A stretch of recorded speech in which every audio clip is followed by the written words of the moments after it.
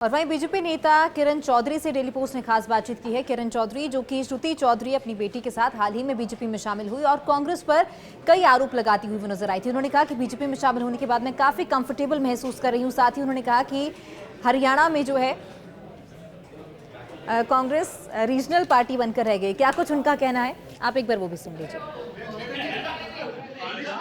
लगातार देख रहे हैं कि किस तरीके से चुनावों की तैयारी जो है वो हरियाणा में हो रही है और इस बीच अगर हम बात करें तो बड़ी खबरें भी सामने आ रही है। और सबसे बड़ी खबर थी जो हमने पिछले हफ्ते देखी कि जहां कांग्रेस की नेत्री भाजपा में शामिल हुए, यानी कि सीनियर नेता किरण चौधरी जी अपनी बेटी श्रुति चौधरी के साथ भाजपा में शामिल हुए। तो उनसे बातचीत करते हैं। आज हमारे साथ हैं मैम। अगर हम बात करें तो हर किसी का अपना एक्सपीरियंस रहता है पुरानी पार्टी में और नई पार्टी में। पुरानी पार्टी का एक्सपीरियंस हमने देखा, आपने बहुत बार बोला भी है। नई पार्टी का एक्सपीरियंस किस तरह से है? अभी तो थोड़े ही दिन हुए हैं, लेकिन चंद दिनों के अंदर ये पूरी तरह से महसूस हो गया है कि मैं सही जगह पर हूँ और यहाँ पे जो काम करता है उसको उसके हक का उसका जो वजूद है उसके मुताबिक जो है जरूर मिलता है।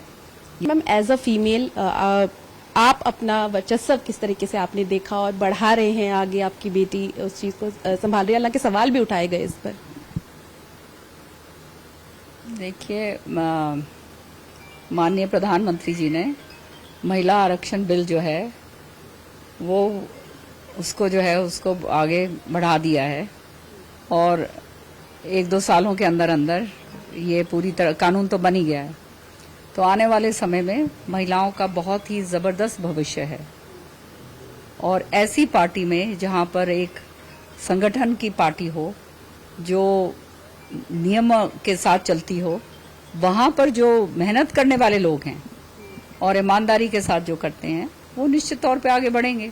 और यही सोच के साथ मैं और श्रुति यहाँ पर आए। श्रुति अभी नौजवान है, उसका भविष्य जो है आने वाले समय में बहुत उज्जवल है और मेरा जो है, मेरे से जो भी हो सकेगा, मैं एक तरह से मेरी आखिरी पारी है और 5-10 साल के अंदर जो है फिर तो मैं आराम से राम का नाम लूंगी, बैठूंगी आराम से।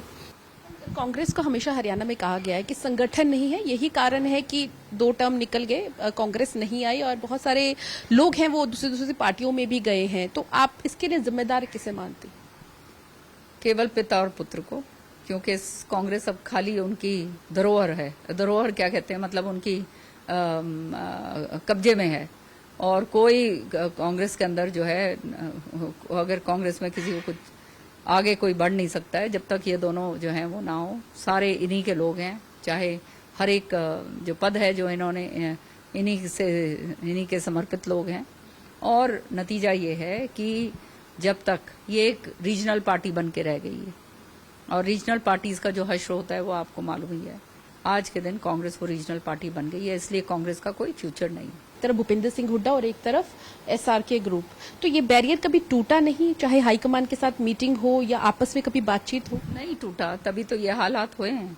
ये बैरियर खाली जो प्रभारी जो केंद्र की तरफ से जिनको पदभार देकर भेजा जाता है कि जो समन्वय बनाए, जो बैलेंस ऑफ पावर रखें, दोनों तरफ बैलेंस रखें पावर का, वही जब जाके एक जगह एक तरफ तराजू के अंदर बैठ जाएं तो फिर आप क्या, फिर तो कुछ अपेक्षा कर ही नहीं जा सकती। जो खुद ही ये कहें कि आप दीपेंद्र से मिलें, आप दीपेंद्र से मिलें, ये बात जो करें प्रभारी अगर खुद करें तो फिर रह क्या गया।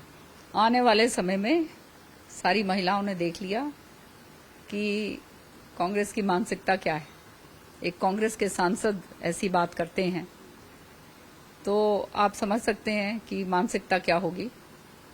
और बहुत सारे मेरी बहनों ने जो है वहाँ पे विरोध प्रदर्शन भी करे हैं। एक हमारी किसान बहन है वो बहुत खुलकर बोली है, एक हमारी अध्यापिका है वो बहुत खुलकर बोली है। और ये सांसद महोदय को समझ नहीं आती कि ये ऐसी टिप्पणियां कर रहे हैं। पहले ये तो देख लें कि कांग्रेस का जो है नेतृत्व किसने करा है, कौन कर रहा है। कैमरा पर्सन विकास के साथ पूजा वर्मा, डेली पोस्ट पंजाब, हरियाणा, हिमाचल।